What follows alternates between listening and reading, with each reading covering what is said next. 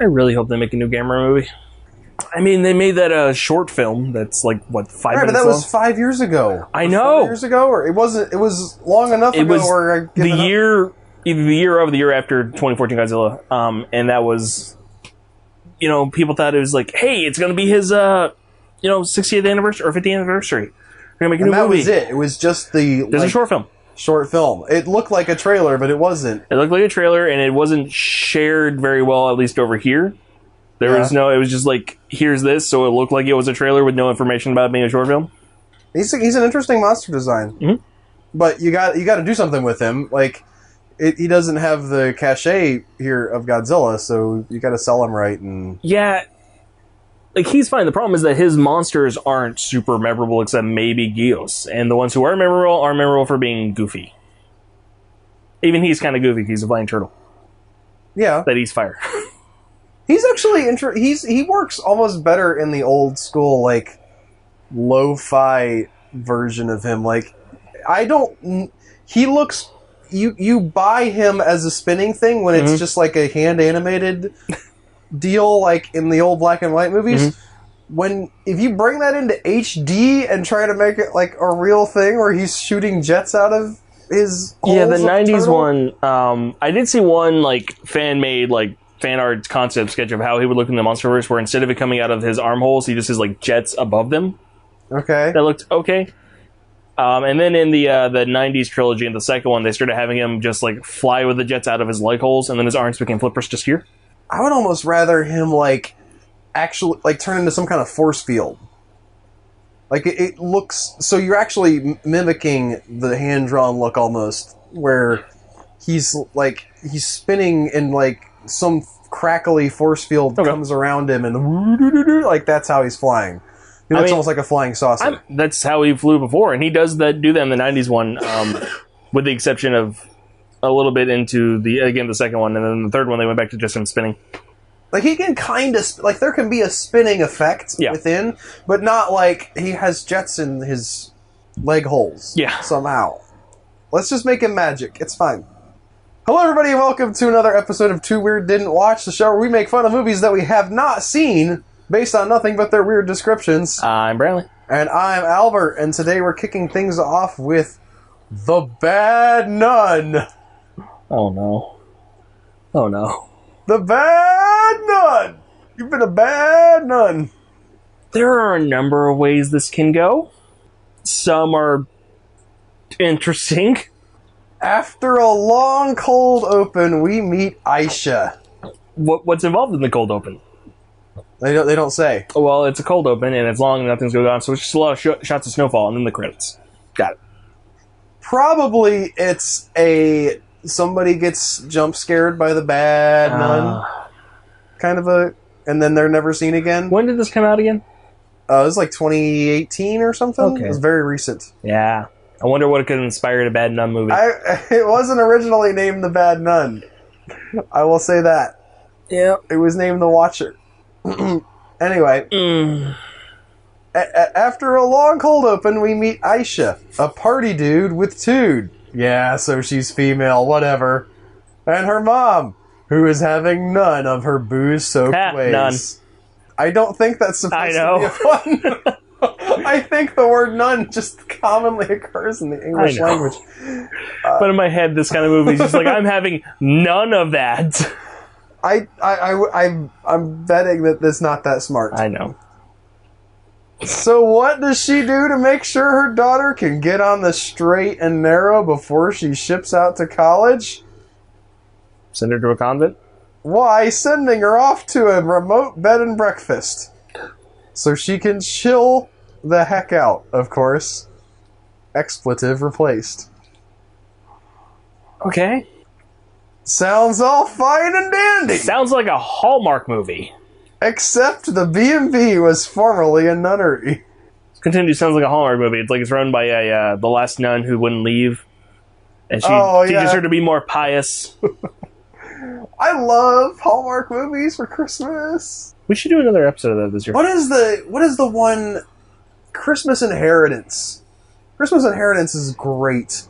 I really love watching that movie at Christmas. Unironically, it's not even. It's not great, but it's like it's right on the like it hits all the beats that it's supposed to hit, and the lady who plays the lady in Christmas Inheritance is super good looking. Okay. So it's like it's fun to watch in a lot of ways. Okay. Sounds all fine and dandy, except the B&B was I already said Former nunnery. all right, former nunnery. And before you can say this film was retitled to cash in on the Conjuring spin-off The Nun, an evil nun starts causing static. Eventually. This is from a review, and the person's obviously putting a lot of their own personality Yeah, there's a lot in of here. editorial there. So, But causing static is not slang I'm very familiar with. it's tension. I get what... I mean, I get the idea. Like, she's gonna cause problems. Or because, again, it's implying ghost nun, like, is she causing static on the TV? I don't So, like, think whenever she that's- walks, there's static on the things. I'm And so this maybe party... it's literal, yeah. This female party dude is having static on her phone somehow. She's like, what is this? I'm from... That's physically impossible. I'm from Year of Our Lord 2018. I don't understand this. No, it's like religion. We can't get rid of it in our horror movies. We have to have static and religion. Nobody has them anymore, but it's necessary for the horror movie to continue. First, Aisha is charged with looking in on the caretaker's ailing daughter, and meets the French occupant of another property nearby, who uses the main house for piss purposes. I don't know what that means! To use Does the he bathroom? pee on it? Does he not, like, are they being slangy? I got nothing. Why am I mentioning all this? Dude, we don't know. I'm not sure, really. Okay, he doesn't know either. Alright. Anyway, a nun appears, begins murdering people, then begins showing up at our heroine's doorstep. Will Aisha survive this unholy onslaught? And just who or what is behind it all? Her mom. But, Actually, I think it's the B&B caretaker. yeah. So, Based on some other reviews of this movie I read. yeah, that makes sense. They were like, everybody else is accounted for except for the one weird person. Anyway, we can't tell you who the nun is. But Evil Nun had already showed up to cause static. Is this a separate Evil Nun? Or are there two Evil Nuns in this movie? I'm guessing that she just shows up at the Airbnb, not the Airbnb, like a regular B&B, and the caretaker's like, well, watch out for that evil nun! Now, see, if she had taken Airbnb, she could have avoided coming here, just like that couple should have avoided that werewolf. That's like from episode 2, right? Yeah, as early. Yeah. My mom listened to that episode when I was in the hospital. She found it hilarious. I'm glad people have enjoyed us. What were you, was there more of that? This is a weirdly perplexing movie considering how basic it is. If that makes sense. This is a very paint-by-numbers horror movie. It's also, so from what I can And tell, a Cash of the Nun. on having read other reviews in general, people were just like, it's boring. So little happens in this movie. There's so much filler. Which is not a good look. Like, if you're gonna make a bad movie, I just want to Make it fun. reiterate, if you're like, oh, I don't know anything about making a movie, but I want to make a movie. Maybe it's going to be a student film. Maybe you're not planning to make a bad movie, but you just, like, you're early and starting out. Even so, considering all of that, the one thing you should not do is not have stuff in your movie. If you don't have the budget to have stuff in your movie, here's what you do. You have stuff in your movie. And don't have the budget, because that's so much more fun than, like, I have an artsy thing, but it's just, like, 30 minutes of panning across landscapes with my nice camera. Don't do that. Don't make Jerry. I don't know that movie, but okay. Jerry is a movie about two guys named Jerry who get lost in the desert. Oh, it's a Gus Van Sant joint. Yeah, but you're not Gus Van Sant, so it's going to be even worse than Gus Van Sant. And that movie's pretty bad. Next up we have Welcome to Mercy. Madeline returns to her family's home in Latvia to see her dying father. As if a less than welcoming reception for her and her daughter Willow wasn't bad enough, she soon develops what appears to be stigmata. Okay. So she goes Bleeding to from the Latvia. hands, yeah. Her dad's dying.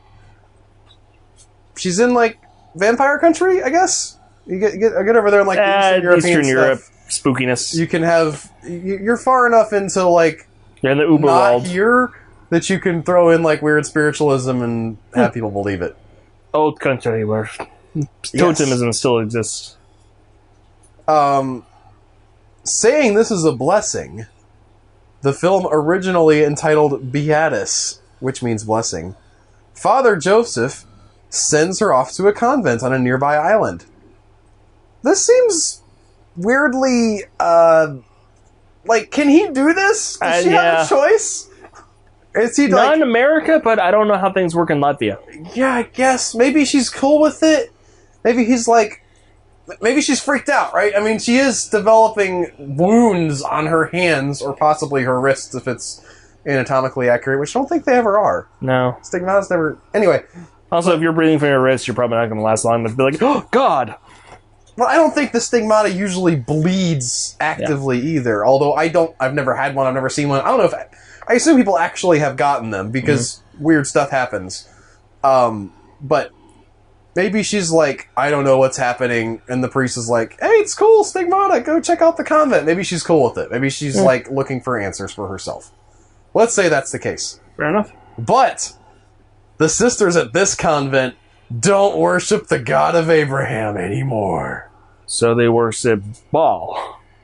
Potentially. Yeah. How come all these non-God monsters have horns? Like non-Jehovah Bible, so all of the monster, the demons in the Bible seem to be horned. A lot of the demons, you take Pan, you take the horn god from. There's the calf that Aaron builds in the wilderness that obviously had horns. Yeah, there's a lot of pagan deities that had horns, and they were taken. That's what Pan. If you look at Pan, he's basically one of many concepts of just the devil, right? Especially older statues, because he's running around pantsless and get a thing flapping on the wind. So it's like, that is Satan. He's deceiving them. It's a way to demonize other religions while concreting yours. And then I understand. The Abrahamic God doesn't really have a form, so that also helps differentiate. I'm just curious why so many gods of the time would have been horned animal forms. I mean, it's not even that many. It's just they're more memorable because they have the horns. Okay. And then there's what is it? Moses who has horns in one picture or one statue. The conception of Moses shining. Yeah, there is an interpretation of that can be read in the originals. From what I've heard, I don't read original Hebrew. That he was. Yeah, my understanding is that it's a mistranslation of something on his head, and they mistranslated his horns. So there's a famous statue of him where he's just got straight up bull horn or ram horns on his head. It's cool sounding. Which just makes him more fat. Is that in the Gerard Butler movie? I doubt it. Where he just grows horns.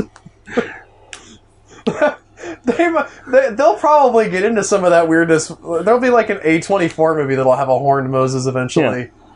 Did you see their trailer for the Green Knight? I did this morning. Oh, cool! I'm glad that I don't have to show you that, but that looked legit. And then I went and read the story of the Green Knight, and I'm like, this is a weird story. It's great. This movie. I don't know how, that story's great. The ending of that in the version I read was oh, psych! Is that the one where he, smacks him and, hits him in the back 3 times with the axe, and he's like, no, we're cool now. He doesn't actually cut off his head? Yeah. I don't know if I should say any of this for the sake of spoilers, but... It's a 500-year-old story. Stop listening before now if you didn't want to have the movie spoiled for you. But in the original story, the Green Knight is actually an illusion thing that is cast by Morgan Le Fay for reasons. Oh, is that the one you got? Yeah. I didn't get that one in mine. I read this back in middle school, so I may not be remembering as well. So what happens is Gawain goes to kill the Green Knight. Or no, so he goes to be killed by the Green Knight. Yeah, because the Green Knight just shows up at a meeting that they're having. The Green Knight shows up with a bet. He's like, hey, anybody who, you guys can take a swing at me, but a year from now, if I live, I get to take a swing at you. And Gawain is the young guy kind of trying to prove himself. Everybody else is scared of this thing. He doesn't want his Uncle Arthur to have to do it, so he pops up and the one I read, he straight up and was like, hey, Arthur, I heard you're awesome. Cut off my hand, then a year I'm going to come cut off yours. And Gawain's like, please don't kill our king. I guess I'll do it. But, yeah, well, Arthur, I think, was going to volunteer. Yeah, he's not. Regardless, Gawain cuts the head off, and he does. He just, like, straight up cleaves this guy's head off. And then the giant picks up his own head, still alive, Gets on his horse and rides off. still talking, and says, "All right, I'll see you in a year," and rides away. Yeah, again, the one I read, he had to, like, wind up to do it because he's cutting the dude's head off, so he, like, swings, just kind of, like, stopped himself. And he's like, "You sure?" And he's like, "Yeah, no, do it." And then he hits him on the back of the neck, and then he's like, "Seriously, you're okay with this?" And he was like, "Yeah, cut off my head." And then he cuts his head off. So then when he's finally, like, getting ready to have his cut off, the guy's like, "And then you stopped? And then you tapped me?" Apparently, one of the iterations of the story has Morgan Le Fay making the thing in an attempt to scare the queen to death, Guinevere, but it doesn't work. So it goes on. All of these super old stories weird. have, like, you don't want to try to just put one thing into them and be like, and this is what it means, or this is what the story was. But anyway, Gawain goes to the castle near where the Green Knight is. He's going to go and sacrifice himself to the Green Knight because he's honest. And in the castle, he meets the Lord of the Castle, who's like, "Hey, hang out for a while before you go and do this thing." And he makes this agreement with the guy that he's like, this guy's going to go out on hunt, and anything that Gawain gets while he's gone, he has to give him. Yep. And then the dude's wife comes on to Gawain super strong. And it's like 3 days, right? 3 days. Yeah. And Gawain's like, "No, I'm not going to sleep with you. But I guess to, like, let you down easy, I'll give you a kiss. Or I'll let you give me a kiss." And then the dude comes home, and Gawain's like, "I'll give you what I got." And he kisses him. And the dude leaves again the second day. Bear in mind, at this time, dudes kissing dude was less of an issue than in our culture. I guess it was. It was just maybe, like... I mean, these are weird stories, too, yeah. So maybe it wasn't. I don't actually know that. It also depends on what kind of kiss it was. Well, in the context of the story, it's relatively chaste. Yeah. And he's holding himself back, but he's like... He's a chivalrous knight from medieval lore. Yes. Second day, it's 2 kisses. He gives in a little more, but not really. And then on the third day, it's 3 kisses and a belt that she says will protect him from all harm. Now, Gawain has in mind, I'm about to go and meet this guy who's going to chop my head off. So he does the thing. But so the agreement was he was supposed to give the dude who lived in the castle anything that he got during the day. He doesn't give him the belt. He gives him the 3 kisses. But he hangs on to the belt because he's like, "I want to survive." And he shows up to be killed by the Green Knight, who spares him. I think there's different iterations of how, but this Green Knight does not chop his head off. And then he reveals himself to be the dude from the castle, and Gawain's like, "Oh man, I'm so sorry, my bad. I kept your green belt, your wife's green belt." And he's like mortified, and the dude... essentially, the moral of the story is, dude, you don't have to be that honest. You're okay. Like, you didn't sleep with my wife. The fact that you kept the belt that can save your life, you're still cool. You haven't lost your chivalry because of that. That's the story of the Green Knight. Yeah. The trailer they showed does not look that whimsical. No, the wife looks kind of witchy. Oh, I thought... Or maybe it's the king. Someone looks kind of witchy in that. Like, they get the cards and playing with it. That could be Morgan Le Fay. That's if fair. she's in it. But I don't know how that's going to work. Arthur's half-sister / baby mama. Yeah, I would like for it to be like an actual temptation where he's like, "I really would like to sleep with you, but..." I mean, yeah. So what are we recovering? Yes, back to the actual topic of this podcast. All right, sent to a nunnery. The worship... he sent to the nunnery... For stigmata. But the sisters at this convent don't worship the God of Abraham anymore. Oh, yeah.